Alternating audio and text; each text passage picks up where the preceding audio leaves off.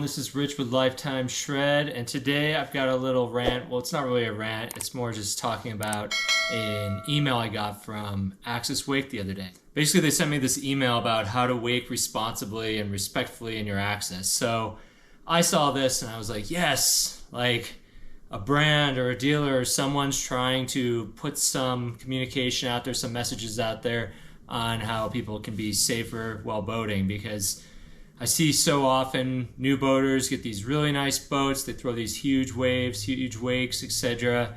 And they may have never owned a boat before, they've never taken a Coast Guard course or done, they really have no experience boating. And now they've got this monster that they could be pretty irresponsible with. So maybe it's just the middle-aged dad guy in me, but yeah, this topic I thought was really interesting. So I just wanted to go through that email and some of my thoughts on what they said. So let's get into it. So the email basically lands you on this page on the Axis website. So it just talks about, you've got a new boat, your crew's ready to go, etc., etc. Here's what you need to do to not look like a kook this summer. It's kind of fun. I like the humor in there. Just like driving a car, riding a bike, there are rules that should be adhered to.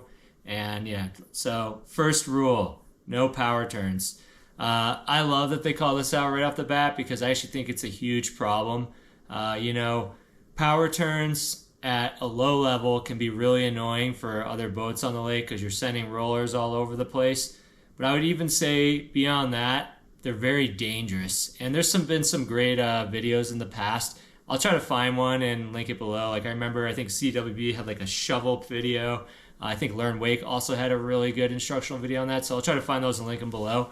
But yeah, power turns. When I say these are dangerous, like something that I've seen firsthand many times is a boat, rider will fall, surfer will fall, whoever. The boat will rail around in a power turn and go to pick up that rider, and right as they're coming to complete that kind of loop, they slow down because that's where the rider is, and then they're nailing their own wave from when that rider was still back there. So boat goes down, often wave comes over the bow, especially if the boat's weighted down. Some of the newer boats really do have a lot taller bow, but older boats less so.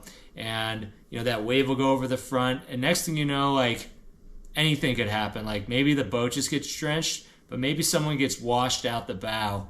We've had situations out here in Utah recently, very unfortunately, where I don't know if it was because of a power turn, but a child somehow went off the bow of a boat, got ran over and killed. So that's kind of the worst side of power turns. So really there's nothing good about power turns, but let's just see what Axis says. So they said this is a biggie. You want to put the hammer down and go get the rider, but it's a big no for a lot of reasons. First, it's dangerous. Yeah, I just mentioned this. You've got the rider in the water, the board may or may not be with them, there could be a wakeboard line out there, you're turning around at speed, it's a recipe for disaster. And then it says, to not power turn, just gradually cut back. And I believe maybe it was one of the YouTube videos that I'll link below, or it's another one, like someone did a test, and you can get back to your rider or your surfer or whoever pretty quickly, where it really doesn't take much more time to do that instead of a power turn. And yeah, you're not causing a dangerous situation. And on top of that, Axis does say the other huge benefit to a controlled pickup is that it doesn't throw rollers across the line and mess up your water and mess up everyone else's water. I mean, even a slalom boat on like a really calm day doing power turns over and over and over can really mess up a lake. So don't be that person. Don't do power turns. Definitely agree with Axis on that. Distance. Per good etiquette, WSI regulations, stay at least 200 feet from stationary objects like boats and pilings, etc. I think this is a good call out too. There are some lakes and rivers people ride on where this might not be totally possible. But I would say, especially if you're not on plane, like you're wake surfing or something, or you're just going slow for whatever reason, you're pushing out a lot of water to the side of your boat. And if you're near someone, they might not have time to react to your wave in a quick enough manner. And your wave also dissipates over distance as well. So if you're 50 feet from someone versus if you're 200 feet, like they're going to feel your wake differently, especially those wake surf wakes. And this is a problem. Like imagine there's a stationary boat and there's people swimming around that boat, and all of a sudden this monster surf boat comes by, 50, 75 feet off the side. Not only is that going to worry the driver about the people in the water, but now they got this wave coming at them, And if you've ever been in a boat, especially something that's like got a lower nose or it's like super ballasted down, like you have to react to that wave. Otherwise, you could get it could go over the side and submerge part of the boat. So, going back to the example I was just talking about, imagine there's people swimming around the boat. Now the driver's like, do I turn the boat on and make a quick adjustment to handle this wave? Do I yell at people to get in the boat quick? Hopefully that driver doesn't turn on the engine and think everyone's in the boat and then run someone over. Like, you're creating a really bad situation, especially when you're not on plane, but really in any situation when you're too close to other people. So I think 200 feet is a good guideline. I guess with distance too, I should call out as well, like there's a lot of lakes around the country right now where wake enhanced boats are getting banned, and hopefully I'll link some articles below around that as well. Boats who are not minding their distance, not being at least 200 feet from shore, they're coming by docks with their huge surf waves and they're causing damage and causing problems. The boats are getting rocked at the dock. It's just not a good situation. So definitely agree with Axis on keeping distance. Yeah, and on to the next one. So Axis talks about turn it down. This is all about your stereo system.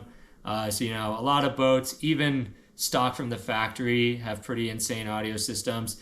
And they have a lot of speakers. A lot of boats have 10, 15, 20 speakers in them, speakers on the tower, speakers in the boat, subwoofers, etc. I think people sometimes don't realize that, and Axis calls out, sound travels much more efficiently over water. So, if you're out there early in the morning, getting your sets in, on whatever device, and you're blasting your music, like you're pissing off everyone on the shore and all the fishermen, like they're definitely pissed off. And I think one of the biggest culprits of this within the boat speaker system is the tower speakers, because those speakers are literally like pushing sound down the lake behind the boat. So, when it says turn it down, I'd also add to this, maybe mute your tower speakers or turn those down. Like, if it's the middle of the afternoon and someone's behind the boat surfing and you want to stick on whatever song gets them psyched, that's fine. But if it's the morning, like, mute your tower speakers, keep the volume in the cabin. If you can hear the audio too when a rider is going, it's probably too loud if it's the morning, because you got to turn your stereo up pretty loud to hear it while the person's behind the boat. So I agree with Axis on this. Go with the flow. So let's see. This says follow the traffic rules for the body of water you're on. Some lakes have clockwise, some are counterclockwise, some don't have rules at all. Be friendly and courteous, etc. So I think this is a good call out as well. Like, the lakes I go on don't have a specific flow. Growing up, though, the lake I was on was a counterclockwise lake. And when there was many boats out, I think that was good to keep things in order. There's one boat out, it didn't bother me if someone, went down the middle of the lake or something like that. But I will say with this, I think it's always good as a boat owner to get some instruction. So when I was a kid, we had a cabin on a lake. That's where I grew up, like wakeboarding and stuff. And it was awesome, but my parents took boating very seriously. And when I was 10 years old, I think it was 10, maybe it was 12, something like that, they made me take a Coast Guard safety course. So I went, studied, read the books, went to the sessions, and I passed that test. And even though a lot of like those rules didn't necessarily apply to the little lake I was on, because we didn't have, moorings and lights and things like this that you would see on like a bigger body of water, going through that course I think was really excellent. And it does surprise me a lot of times that like states don't require boat licenses, and at least most don't. I think some might, but go with the flow. In my mind, this means like know the rules of your lake. And if you don't know the rules, maybe just know general Coast Guard rules. I think that's a good idea. Another one, minimize repetitive passes. So Axis says, repeating the same line on the same shore for a long period of time can get pretty old for homeowners in that area. Instead, run out of line for a few sets and then switch to another spot. Yeah, I think this is good too. Like, luckily in Utah, most of our lakes don't have homeowners. They're just like state-run reservoirs. And so there's no one on the shore, at least with property. However, we do have a lot of people that like to come up and fish off the shore. Maybe this one, if it's the only good spot in the lake, like I get it. But I would say if you have the opportunity to ride different parts of your lake, it's definitely something you want to think about, because even me with the fishermen on the shore who are there for free, they don't own that shore, they didn't pay to even park a lot of the times, like they get pissed. I mean, I've been sworn at, yelled at, I've been casted at. I mean, luckily, they couldn't reach me with the cast because we were far enough away, but like, yeah, crew courtesy. If someone's in the middle of a run, glassy lake, it's best to let them finish their pass before starting yours, especially for wakeboard and slalom skiing. Rollers in the middle of a pass could be pretty irritating. So if the situation allows, just give them a minute to finish and everyone will get the best results. Yeah, I love this one too.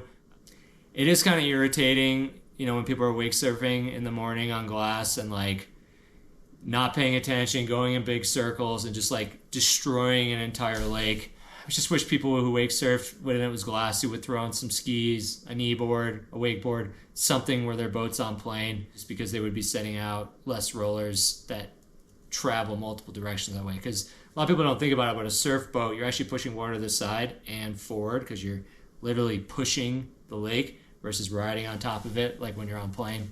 But yeah, we also have a lot of slalom skiers on my lake, which I think is super cool. Like we're kind of the most common wakeboard boat out, I would say, like at least in terms of people that are working on tricks and stuff. But there is probably 4 or 5 like slalom ski crews that are out there pretty often. And we do this. We'll take turns with them in like this back cove area. We try to communicate, we try to wave, try to be nice, courteous, and a lot of times they're cool with us too. And even if we are at the same time, like we've acknowledged each other and we'll run our lines kind of parallel where we could just kind of pass and then cut into our own wakes so everyone's getting good water, even if you need to take like a minute to do the wake crossover. So definitely this is good. Like you never want to go up to someone and just start screaming or swearing at them if they're not doing what you want to do. Like that's never going to go well. I wanted to spread this message because I think it's just fun to chat about stuff within the wakeboard community. Like I'd love there to be more active discussion within wakeboarding about a lot of topics. So this is just me talking about it. So if you don't mind listening to a middle-aged dad boarder dude talk about things like this, definitely subscribe below. I like to do videos about sometimes they're rant format like this, but sometimes it's gear reviews, just some riding edits from me and my friends, and then some other stuff. With all that said, I'm going to sign off. This is Rich with Lifetime Shred. Don't forget to wake responsibly and have fun out there. Still got some time left in the season, so get after it. Bye.